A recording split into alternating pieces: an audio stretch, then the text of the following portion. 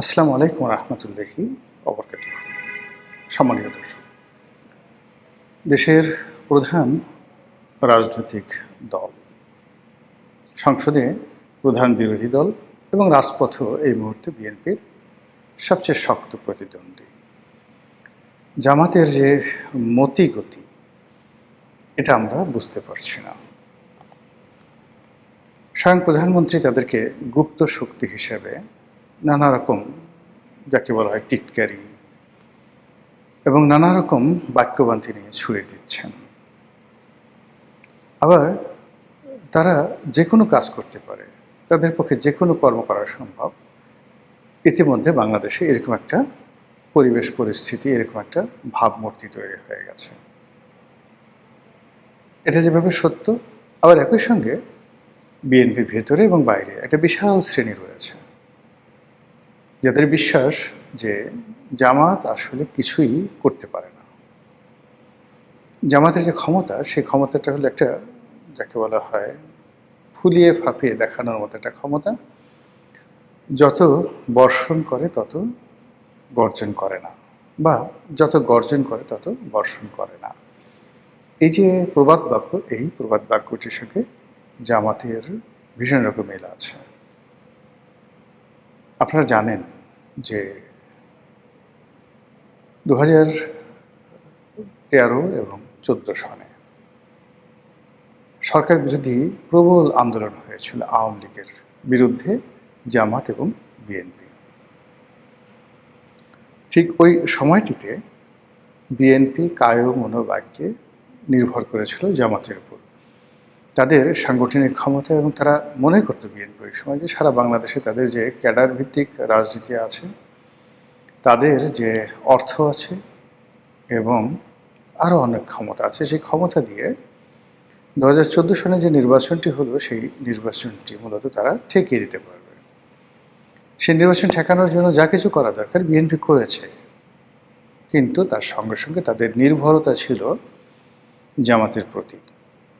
এরপরে যখন আবার আওয়ামী লীগ সরকার ক্ষমতায় এলো, তারপর আরেকটি জ্বালাও পোড়াও হলো। সেই জ্বালাও পোড়াও আন্দোলনের নেতৃত্বে ছিল মূলত জামাত। বেগম জিয়া তখন জীবিত এবং তিনি সর্বান্তকরণে বিশ্বাস করতেন যে জামাত কিছু একটা করতে পারবে এবং তাদের সেই ক্ষমতা আছে। আপনারা জানেন যে দীর্ঘদিন ধরে অবরোধ চলছিল। সেই অবরোধের পর্যায়ে সারা বাংলাদেশে কী না হয়েছে, এবং আওয়ামী লীগ অত্যন্ত স্মার্টলি সে বিষয়গুলো হ্যান্ডেল করে পরিস্থিতি স্বাভাবিক করার চেষ্টা করেছিল, এবং একই সঙ্গে জামাতকে আর বাড়তে দেয়নি।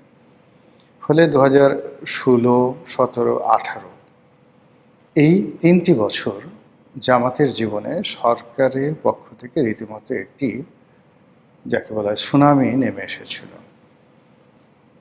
একে তো যুদ্ধাপরাধের বিচার নামে জামাতের যারা কর্তা ব্যক্তি তাদেরকে ফাঁসিতে চড়ানো হয়েছিল।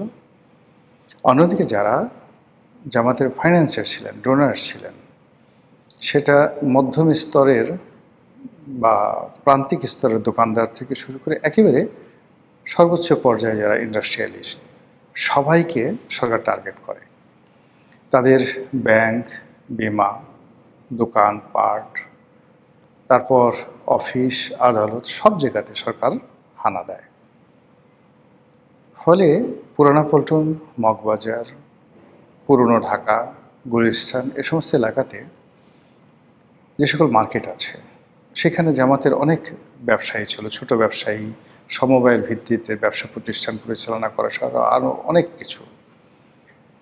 সরকারি নজরদারি, সরকারি হামলা, সরকারি মামলার কারণে তাদের সকল ব্যবসা প্রতিষ্ঠান, এমনকি ছোট একটা জুতার দোকান কোনো জামাতের মালিক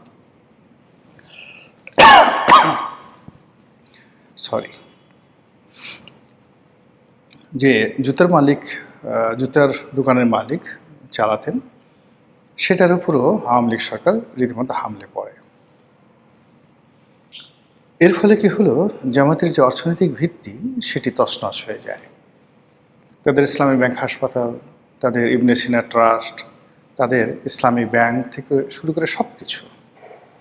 ফলে বলতে গেলে 2018 সনের পর জামাত একটা মানে সত্যিকার অর্থে একটা গুপ্ত রাজনীতিতে তারা একটা পারঙ্গমতা অর্জন করে।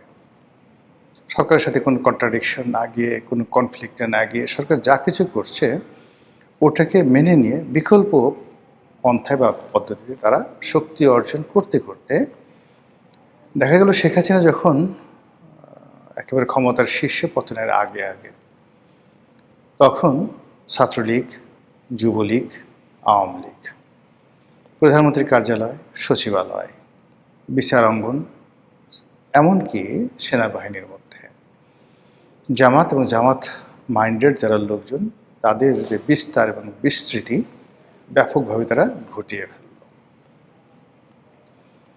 এবং তারা শুধুমাত্র এখানে ঘটানো থেকে শুরু করা নয়, দেশের রাজনীতি, অর্থনীতি, সমাজনীতি, পত্রিকাগুলো, সংবাদপত্র সব জায়গাতেই তাদের একটা প্রচ্ছন্ন প্রভাব তৈরি হয়ে গেল। এর প্রেক্ষিতে যখন শেখ হাসিনার পতন হলো, সঙ্গে সঙ্গে ডক্টর ইউনূস যে ক্ষমতায় এলেন, তাকে সব রকম লজিস্টিক সাপোর্ট দেওয়ার মতো মেশিন অ্যান্ড মেশিনারিজ অথবা যে ধরনের মেধা দরকার, প্রকল্প দরকার, লোকবল দরকার, সব কিছু নিয়ে জামাত বন্ধুত্বের যে হাত বাড়ালো ডক্টর মোহাম্মদ ইউনূস, তিনি মনে করলেন এই বিপদের দিনে এটা তার জন্য একটা বিরাট সাহারা বা সহায়। তো জামাতের সেই সহায় এবং সহযোগিতা নিয়ে ডক্টর মোহাম্মদ ইউনূস বেশ কিছুদিন ভালোই চলছিলেন। কিন্তু সমস্যা হয়ে গেল, সারা বাংলাদেশে চাঁদাবাজি, একের পর এক মব ইত্যাদি কারণে পুরো পরিবেশ পরিস্থিতি সরকারের নিয়ন্ত্রণের বাইরে চলে যায়। এবং ঠিক ওই সময়টিতে জামাত হয়তো ডক্টর মোহাম্মদ ইউনূসকে অনেক বুদ্ধি দিয়েছেন, পরামর্শ দিয়েছে, কিন্তু তারা মানে আইদার সরকার অথবা জামাত, তারা প্রশাসনে, জনমত গঠনে এবং দেশের মানুষকে সরকারমুখী করে রাখা অথবা ডক্টর মোহাম্মদ ইউনূসের প্রতি বিশ্বস্ত রাখার ক্ষেত্রে কার্যকরী ভূমিকা পালন করতে পারেনি। এর ফলে কি হলো, ডক্টর মোহাম্মদ ইউনূস ভয় পেয়ে গেলেন। ভয় পেয়ে তিনি বিএনপি